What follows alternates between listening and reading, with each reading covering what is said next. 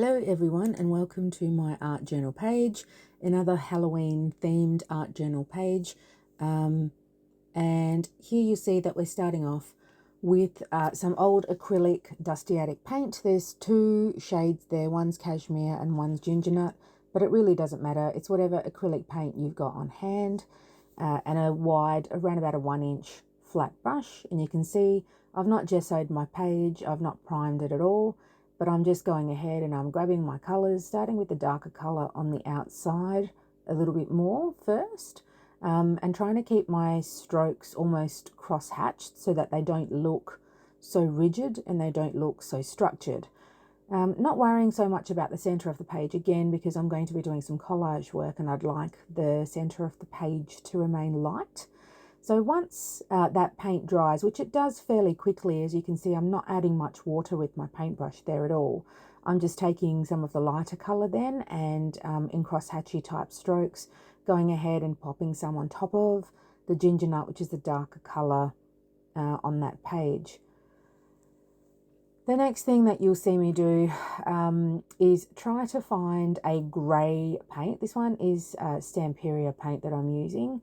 And using the same paintbrush, I'm trying to go in and the base of my page, I'm trying to apply some grey, but I really don't want the colour to be, to look stark. I kind of want it to blend it a little bit more, or maybe I want it to be a little bit more translucent and not so opaque. So I'm trying some different ways to water down the grey so that it can sit on the bottom edge of the page without looking so opaque. So I guess the first layer was kind of a wash, where you can see I watered it down quite a bit with some water with the paintbrush and my fingers, but that paint layer dried fairly quickly. So then I went ahead and I grabbed a sponge and picked up some more of that same grey paint because I want it to be a little bit more textured down the bottom. And then I dry everything off really well with my heat gun. The next step, you can see again, using the Japanese calligraphy paper, I actually downloaded a digital Halloween pack from a Journalprintkit. It's called the Spooky Halloween Junk Journal Pages. It's got an amazing array of features and digital images in this one kit. Again, really affordable. And these were some backgrounds too. They've got various ones. These are two gorgeous, cute little witches. And all I'm doing here is I've used some water on a paintbrush to go around the witch herself and tear that image away from the larger sheet. Again, I'm making sure to remove some of that white edge because I then want to be able to collage this down. So first you'll see me here trying to position it, trying to get it in the center of my page to make sure that I'm happy with where I'm going to position it. And then I'm going to go ahead and grab some gel medium and then get this image down with some gel medium. There are many different gel mediums that you can use, homemade or bought. It's entirely your choice what it is that you want to use. One of my favorites to use is the Ranger Multi Matte Medium. Another one of my favorites to use that's quite fluid is the Liquitex matte gel medium, because that is quite fluid as well. The trick to getting your collage paper down onto your page is to always make sure that your brush is really wet with a lot of whatever collage medium it is that you're using, and that you're using the flat of the brush to glide over the top of the image. Notice that I've started from the center of the image with my multi-matte medium and I'm working my way out towards the side. This is the best way to make sure that your image is free from air bubbles underneath it, and it's actually adhering to the page that you're working on really well. I'm actually using the flat of the brush and pushing down a little bit, not so hard, but just to make sure that I am getting rid of all those air bubbles. You'll see in a minute I'm using my fingers, and that's just to smooth out any areas that I think hasn't been caught with my paintbrush. And because it is still wet with gel medium, my fingers are not getting stuck. I'm not tearing the image at all. I'm just working it gently.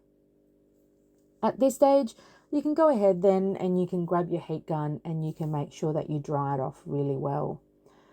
So that's the image that I'm going for at the end. But to get to that, I need to then blend this collage paper that I've put in down so that it looks a little bit more blended and you can't see the edges as starkly as before.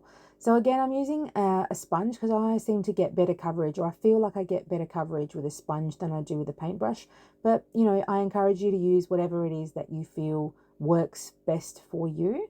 And depending on whatever is happening on the edges of the collage paper that goes over the top of your back of your journal page, you'll have to build up these layers. So you can see here I use a mixture of that dark ginger nut, the same color that we had before, to go ahead and pull some of that color that's already on the edges of the collage paper that I've put down to blend in with the background of my art journal page itself. Like I said, you may need to dry off and do several layers of this, sponging or with your fingers or with a paintbrush, again and again and again, going between the lighter and the darker colors, just until you really blend those edges of that collage paper away. Remembering that this is just our first layer, we are going to do other things on top of it as well. And also the fact that the paint is still wet, we haven't dried this paint off with anything. You can also go ahead with a damp baby wipe. If you end up putting more paint on that you wanted to in areas that you didn't want, just use a baby wipe and you can remove some of it while that paint is still dry. Now here you can see me stuffing around a little bit. I'm trying to get a little bit of a match to the collage paper, the bottom of the collage paper, so it kind of doesn't stand out so much. But I didn't pick a great color to mix with that gray. I started with a blue, and then I really didn't like how it looked, so I ended up going back in and adding a black acrylic to that again. So what you can see me doing here then is that black and grey sort of acrylic mix again on that sponge. I'm going ahead and trying to blend the base of that collage paper that we stuck down into the background of my journal page, so it's not so stark, but it also is great. And I'm using it here, as you can see, the paint, it's wet, going ahead and actually framing the edge of my page with it so that I'm not, you know, wasting some of the product that I've put out. And this can be done several times. You can see I'm using a light hand. I'm not wetting the sponge is dry. And that's probably one of the best tips that I can give you, is just work with the dry sponge. But, you know, it's good to blend your colors straight into the sponge as well. And make sure that if you think your sponge has absorbed too much color, sponge off some of the excess before you put it onto your page. So I've dried this layer off pretty well. And now I'm going to go on with the next step, where you can see I've got some masks here. I can't even remember where I got these masks from, to be honest. And they are a moon. I wanna show up that it's a lovely bright moon behind her. So one of the things that I'm using here, I'm using my Dina Wakley gloss sprays, but as you can see, I've got a dropper in there. And these sprays are usually a resist, a gloss. If you're putting on top of other paint, it usually does resist, but I'm trying to go more for a translucent look here anyway. So again, I love using my fingers when it comes to my art journal. I don't always use a sponge. I don't always use a brush. And I've gone ahead and I've just used my fingers to spread out some of this yellow paint. You can still see the brown paint through it, so it is slightly translucent, but it stands out a little bit more as that yellow paint. Now I'm going ahead and I'm taking some Archival ink in Fossilized Amber, and I'm taking a little blending brush, and I'm trying to blend a little bit of this Archival ink around the moon so it doesn't look like such a harshly drawn circle, because a moonlight, I want it to filter out a little bit and I want some of that yellow to go out. But again, I want it to be really translucent. I want you to see whatever it is that's underneath it.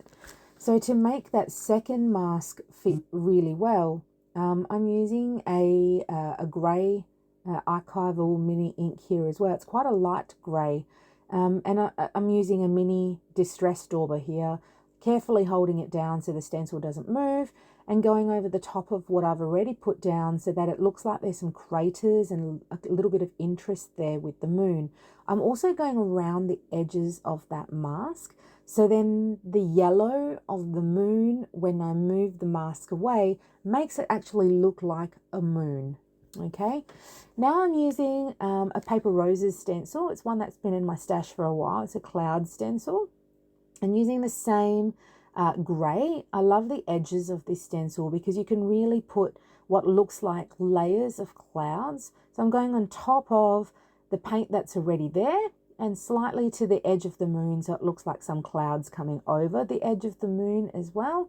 And then moving my stencil around as need be. I'm trying to stay away from the witch's image already, but just trying to make it look like she's in the foreground and these clouds, etc., are behind her. So I'm trying not to go over her at all, but building up and flipping my stencil about, so it doesn't really matter. It doesn't always have to be on the same side, so that it looks like there's a gorgeous sky with some layers of some fluffy clouds behind her as well.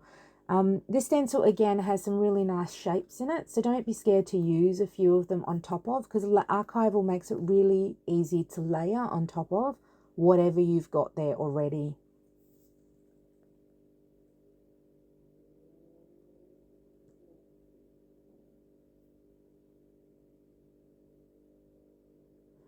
So I'm actually going through some of my stash here from my Tim Holtz stamps to see what it is that I want on my page. So looking at my composition already and seeing what else can I add to it without overwhelming or taking over from my focal image. At first I thought I might put the little haunted house behind her on the hill, but I actually think it will fight with the image too much. I really want my focal point of that witch to stay because I think she's gorgeous.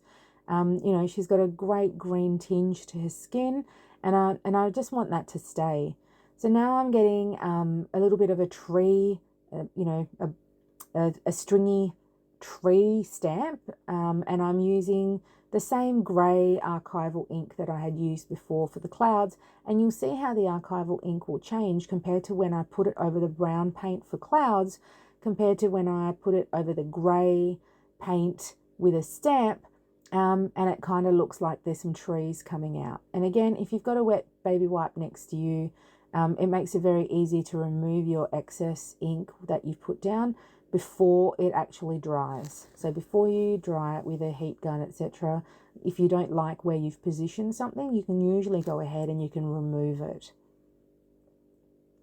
So now I've just repositioned the same stamp on the other side, trying to make sure that a little bit of that tree, like a silhouette that comes up over the moon on the edge of the page. And you know, you can do some shadow stamping with these sort of stamps as well, where you go ahead and you you know, stamp again before you clean off your stamp or re-ink your stamp to give you some lighter images and some darker images as contrast as well.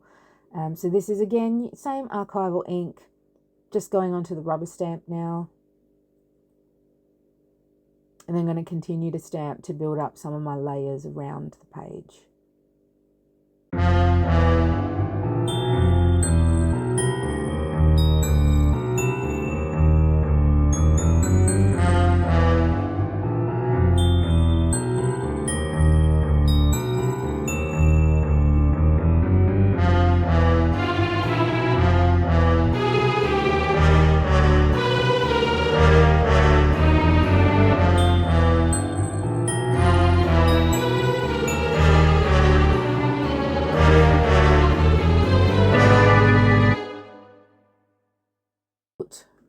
Archival ink because I want the foreground stamping to be a little bit more prominent and in the forefront, so that it actually shows up compared to what we've stamped in the background so far with those other trees.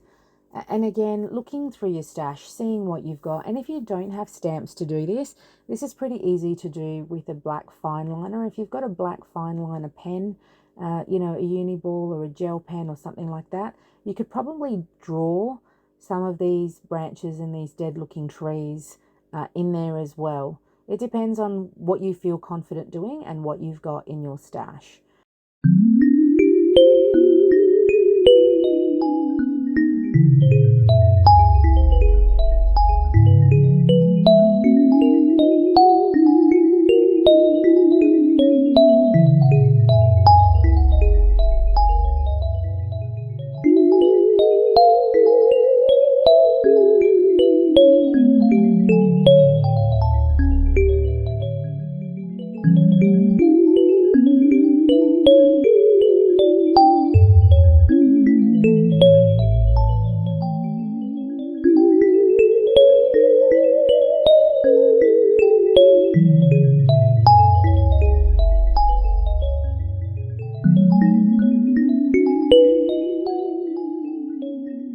Then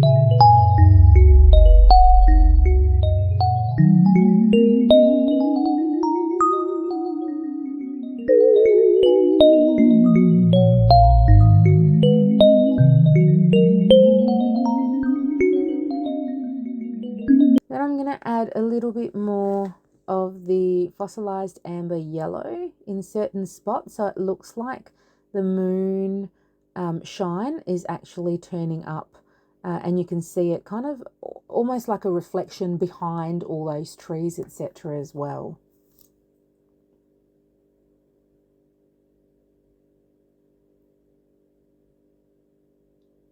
So first of all, I'm going to use my paint, and I'm going to go through the DA3060 bats stencil to put those bats on, but my camera died in the meantime, so I've skipped now very quickly after I've dried those bats with the paint through to the DA3062 stencil, which is the funky faces, and I'm just using a little bit of translucent Seth Apter IZink ice, which is translucent effect sort of glaze finish in melted butter. If you don't have something like this, again, this is really easy for you to just maybe take out some of your Dina Wakley gloss spray and add it to some gel medium. Or if you've got some pigment pastes or some powders, go ahead and add that to your gel medium, and then you can go ahead and add that through your stencils. Just make sure that you clean your stencils and your palette knife off really well when you're finished, and that you also dry your page off before you go ahead and do anything else. I'm just finishing this page off with some stickers from the Tim Holtz Halloween sticker page, and making sure that that is stuck down really well. I feel like the green of my gorgeous witch was lost a little bit, and because I absolutely put collage medium over the top, or gel medium over the top of her when I stuck her down, it makes it a little bit easier for me to use my artist Faber-Castell Pitt pens to go in and to put some colour back on top, knowing that this is an ink that will take a little bit longer to dry, so I have more time to manipulate the colour as I'm putting it on as needed. So I've done some green for her skin to bring her back up. I'm using a darker grey to bring her lips out again so it doesn't look so faded. And then I'm going ahead and I'm applying some of that colour to the shadows in between her dresses, and then using my fingers just to smudge that ink out a little bit so it doesn't look so stark, and hopefully it then blends some of that background into the foreground and gives you some more shadows in there as well. So look, I really hope that I've given you a little bit of inspiration to go ahead and to use some of the things that are in your stash, and use some fantastic digital printed images to do some of your art journaling with. And if you have enjoyed this video, please make sure that you give me a thumbs up and that you like and subscribe to my channel.